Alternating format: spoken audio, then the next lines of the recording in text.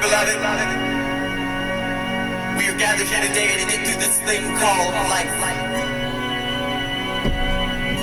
Electric word, life, it means forever, and that's a mighty long time. But I'm here to tell you, there's something else.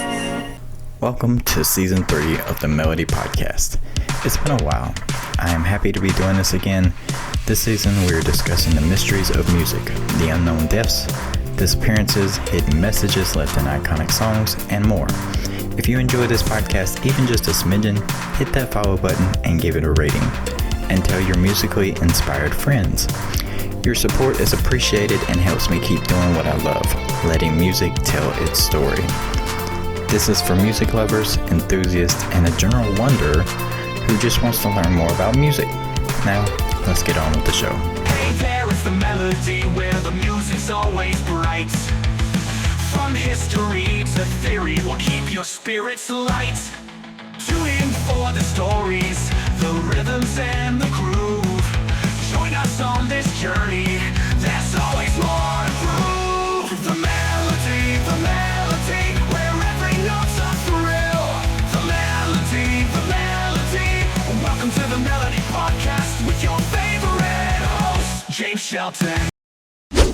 Today we are talking about one of the most iconic and visionary figures in music history, Prince. Prince wasn't just a musician, he was a storyteller, a rebel, and in many ways a prophet. Through his music he gave us warnings about the dark side of the music industry, about the dangers of technology, about government control, even about the end of the world. Some people wrote him off as eccentric, but when you really listen to his lyrics and think about what's happening today, well, maybe he wasn't just ahead of his time. Maybe he was trying to prepare us for something bigger. So let's break it all down. What was Prince trying to tell us, and was he silenced before he could say too much? Let's start with one of Prince's biggest fights, his war against the music industry. Prince knew that the industry wasn't built for artists, it was built to control them. Record labels, publishing rights, contracts, they all favored corporations and not the people making the music. And Prince, well, he wasn't having it. In the 1990s, he made headlines when he went to war with Warner Brothers. He realized that he didn't even own his own songs. The music he wrote, recorded, and performed was actually the property of his label. That's when he made a bold move. He changed his name to an unpronounceable symbol and started writing slave on his face during performances. He wasn't just making a statement, he was trying to warn other artists. He believed that if you didn't own your masters, you weren't free. Fast forward to today, we see the same battle happening with other artists like Taylor Swift, Kanye West, and independent musicians trying to break away from record labels. Prince saw it all coming. Prince wasn't just skeptical of record labels, he also didn't trust the government. He believed that the system was designed to keep people controlled, and he wasn't afraid to say it. Take his song Party Up 1980. At first it sounds like a simple dance track, but listen to the lyrics and you realize it's actually a protest song against the military draft. Gonna have to fight our own damn war, 'cause we don't wanna fight no more. Prince was saying, "I'm not dying for your war," and he was right to be concerned. Decades later, we're still seeing endless wars and young people being sent to fight battles they didn't start. And then there's Welcome to America, a song recorded in 2010 but mysteriously left unreleased until 2021. In it, he warns about government corruption, media brainwashing, and mass surveillance. Sounds like he knew something about the way information was being controlled, doesn't it? Mass media, information overload. Welcome to America. Distracted by the features of the iPhone. In other words, taken by a pretty face. Somebody's watching you. Welcome to America. Hook up later at the iPad.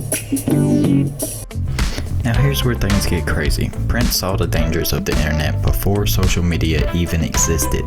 Back in 1999, he gave an interview where he said the internet is completely over.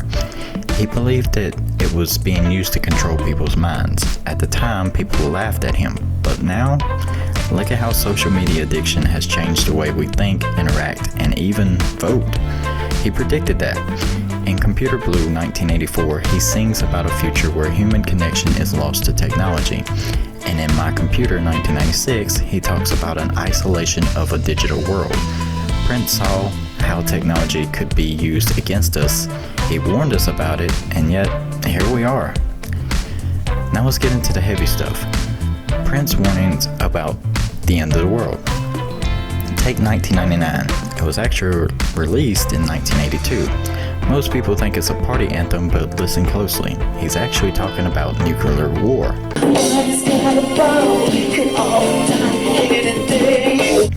And then there's Sign of the Times, 1987, where he sings about AIDS, natural disasters, war, and crime, and it's basically a warning about a collapsing world. Prince was deeply spiritual, and some of his lyrics sounded almost biblical. In number 7, the actual number 7, released in 1992, he sings about 7 rulers falling. Some believe he was referencing an apocalyptic prophecy. Now here's the question that haunts a lot of fans. Was Prince silenced? Prince died on April 21st, 2016, officially from a fentanyl overdose.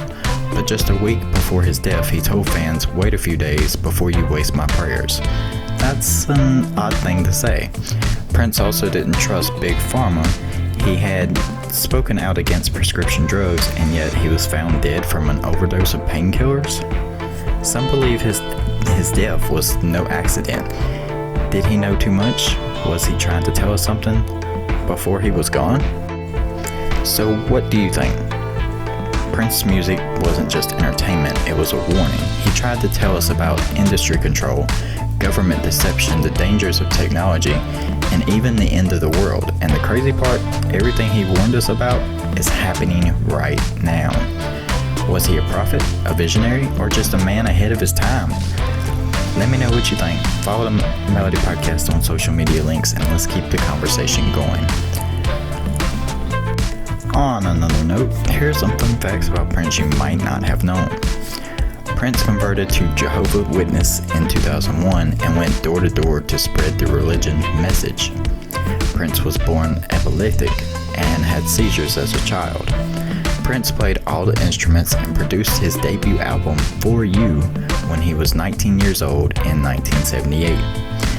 Prince and the Revolution soundtrack for the 1984 movie Purple Rain included the hits When Doves Cry, Let's Go Crazy, and Purple Rain.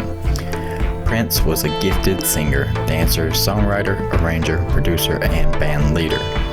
Prince enjoyed table tennis, knitting, collecting, fishing, and model trains. Music history for March 1st. 1941, the first FM radio station opened in Nashville, Tennessee. 1958, Buddy Holly and the Crickets opened their only British tour in London. 1968, Johnny Cash and June Carter got married. Happy anniversary. 1968, Elton John's first single, I've Been Loving You, was released in England. 1969, Jim Morrison, with the band The Doors, was arrested and officially charged with lewd and lavish behavior, indecent behavior, open profanity, and public drunkenness in Miami. Morrison was later sentenced, but Morrison died while the sentence was under appeal. And finally, in 1970, the Charles Manson album Lie was released. The profits went to Manson's defense. Make sure to check out some of our other music content. We have music out now. Search for Mr. Melodi on any streaming platform, whether it's Spotify, Apple Music, Amazon Music, iHeartRadio, whatever it may be. Search it on the platform and check out our new song that just came out last week, She Got That, which is one of our top songs right now. And then we have another release that came out yesterday called Rest in Musical Peace. Here's a little clip of both. She just vibe her own damn way. Got that magic, got that spark, lighting up the whole damn dark. She got that higgity hoggity hoo-ha, hoo-ha, make you wanna jump, make you wanna shout. Higgity hoggity hoo-ha, hoo-ha, ain't nobody do it like she do. Nah, nah. We'll meet again on the other side. Rest in musical peace till we reunite. Make sure you follow us on Facebook at Melodi Media, and our YouTube is at Melodi-Media. Until next time, stay curious, stay aware, and as Prince would say, When life is just a party and party will